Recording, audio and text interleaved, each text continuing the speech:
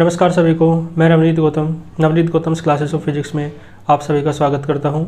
BSc 6 semester nuclear physics के important topics आपके सामने हैं। तो आप देख सकते हैं important topics of nuclear physics. ठीक है जी। तो यूनिट वाइज इम्पोर्टेंट टॉपिक्स मैंने लिखने का प्रयास किया है जो आपके एग्जाम के पॉइंट ऑफ व्यू से काफ़ी इंपॉर्टेंट टॉपिक्स हो सकते हैं। ठीक है। तो यूनिट फर्स्ट आप देख सकते हैं, यूनिट फर्स्ट का नाम है nuclear forces and radioactive decay. ठीक है, यानी कि नाभिकीय बल तथा रेडियोधर्मी क्षय। तो इसमें कौन कौन से टॉपिक्स, ये थोड़ी बड़ी यूनिट है ना, बाकी तीनों यूनिट्स की तुलना में। तो इसमें थोड़े टॉपिक्स इंपॉर्टेंट जो है वो भी ज़्यादा होंगे। तो आइए देख लेते हैं। मैंने कराया था आपको AMU, है ना। तो AMU क्या होता है, एटॉमिक मास यूनिट, इसे देख लेंगे आप। और इसके साथ इसका रिलेशन है एनर्जी के साथ। ठीक है जी, ठीक है। तो इसका रिलेशन एनर्जी के साथ है, वो भी आपको करना है। फिर मास डिफेक्ट क्या होता है और बाइंडिंग एनर्जी क्या होती है, ये भी आप देख लेंगे। न्यूक्लियर फोर्स क्या होता है और इसकी प्रॉपर्टीज़ क्या होती हैं। ठीक है। फिर युकावाज मैसोन थ्योरी, ये भी आप देख लेंगे। Magnetic dipole moment of nucleus. ठीक है जी, ये दोनों क्वेश्चन आपके लिए बहुत ज़्यादा इंपॉर्टेंट हैं। Electric quadruple moment of nucleus. ठीक है जी। तो दोनों ही क्वेश्चन आप अच्छे से देखेंगे। और विशेष रूप से जो ज़्यादा इंपॉर्टेंट है लोगों के लिए वो ये वाला है। ठीक है, बाकी ये भी इम्पोर्टेंट है लेकिन ये वाला है ना, लोंग में आने की पूरी संभावना है। गैमोस थ्योरी, ठीक है, गैमोस थ्योरी किसकी है, अल्फा डीके की है। ठीक है, तो इसे भी आप देख लेंगे। न्यूट्रिनो हाइपोथेसिस बीटा डीके से रिलेटेड है। ठीक है, और ये सोडी फजान लो शॉर्ट में आने की पूरी संभावना रहती है। रदरफोर्ड सोडी लो तो बहुत ही ज़्यादा इंपॉर्टेंट है। ठीक है, हाफ लाइफ की डेफिनेशन पूछ लेता है वेरी शॉर्ट में। मीन लाइफ की पूछ लेता है और रेडियो एक्टिविटी के न्यूमेरिकल्स आपसे पूछ सकता है 1-2। ठीक है, तो इस तरीके से ये फर्स्ट यूनिट के इम्पोर्टेंट टॉपिक्स थे।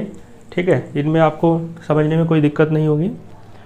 और फिर दूसरी यूनिट में चलते हैं। सेकंड यूनिट लिखा है न्यूक्लियर मॉडल्स, यूनिट का नाम, एंड न्यूक्लियर रिएक्शंस। ठीक है जी।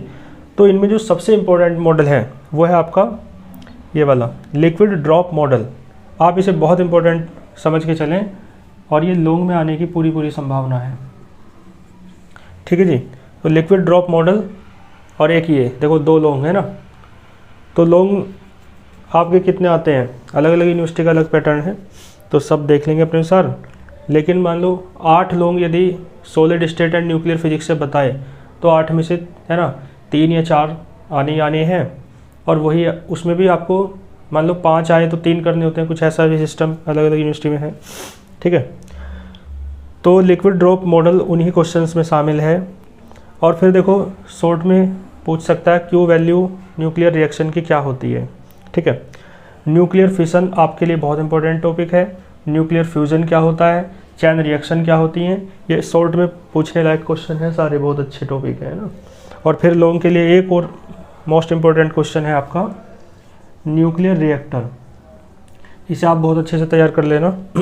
फिर मैजिक नंबर आपसे वेरी शॉर्ट में पूछ सकता है। ठीक है, फिर थर्ड यूनिट पे चलते हैं, एक्सेलरेटर्स एंड डिटेक्टर्स। ठीक है जी, इसे कहेंगे त्वरक और समसूचक हिंदी में।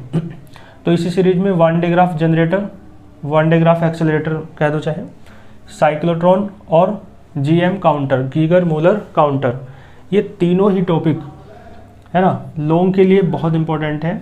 और आप देख लेना कि 3 में से एक तो आपको मिलना ही मिलना है। ठीक है जी, वैसे और भी है इस यूनिट में लेकिन मैंने 3 लिखे हैं, 3 में से एक समझ लेना आना ही है। पेयर प्रोडक्शन शॉर्ट में पूछ सकता है, वेरी शॉर्ट में पूछ सकता है। और इसी के साथ पेयर एनिहिलेशन भी कर लेना, इसका जस्ट अपोजिट होता है। ठीक है, क्योंकि दोनों सेम है इसलिए पेयर एनिहिलेशन भी लिख लेना आप, है ना।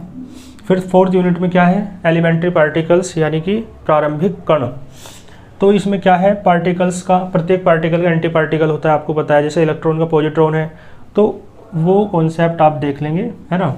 इसमें से लॉन्ग में तो मुश्किल आएगा, शॉर्ट या वेरी शॉर्ट क्वेश्चन बनने की संभावना है। बहुत छोटी यूनिट है ना, 10 पेज की यूनिट है बस बुक में भी। और एलिमेंट्री पार्टिकल्स कौन कौन से होते हैं, है ना, जैसे मैसोन पाई मैसोन मैंने पढ़ाया था, इस तरीके के पार्टिकल्स, है ना। पॉजिट्रॉन, इलेक्ट्रॉन, ये सब एलिमेंट्री पार्टिकल्स ही तो हैं।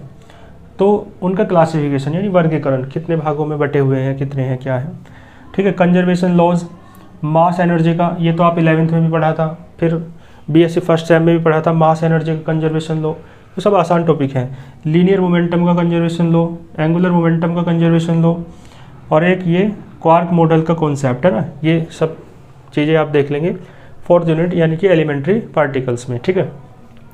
तो इस तरीके से ये इंपॉर्टेंट टॉपिक्स मैंने आपको बता दिए हैं न्यूक्लियर फिजिक्स के। जिन यूनिवर्सिटीज़ के एग्ज़ाम जल्दी हैं वो इन्हीं टॉपिक्स को अच्छे से तैयार कर लेना, तो अच्छे से उनकी है ना तैयारी हो जाएगी। बाकी जिनके लेट हैं तो वो अपनी तैयारी जिस तरीके से करते हैं, कर रहे हैं, करते चलें, लेकिन इन टॉपिक्स को एग्ज़ाम के टाइम में देख लें, ठीक है, अच्छे से, मतलब इन पे फोकस ज़्यादा रख लें। और जिन यूनिवर्सिटीज़ के एग्ज़ाम जल्दी हैं उनके लिए देखो अभी नोट्स मेरे द्वारा तो उपलब्ध नहीं हो पा रहे हैं क्योंकि समय का बड़ा अभाव रहता है। तो BS अग्रवाल एक बड़े टीचर हैं फिजिक्स में, उनके नोट्स मैं आपको टेलीग्राम चैनल पर प्रोवाइड कर दूंगा सॉलिड स्टेट फिजिक्स के, है ना। और न्यूक्लियर फिजिक्स के जो इसका बैच है वो न्यूक्लियर फिजिक्स के उसमें हो जाएंगे, ठीक है। तो बाकी और कोई क्वेरी हो तो आप कमेंट बॉक्स में पूछ सकते हैं। तब तक के लिए ऑल द वेरी बेस्ट।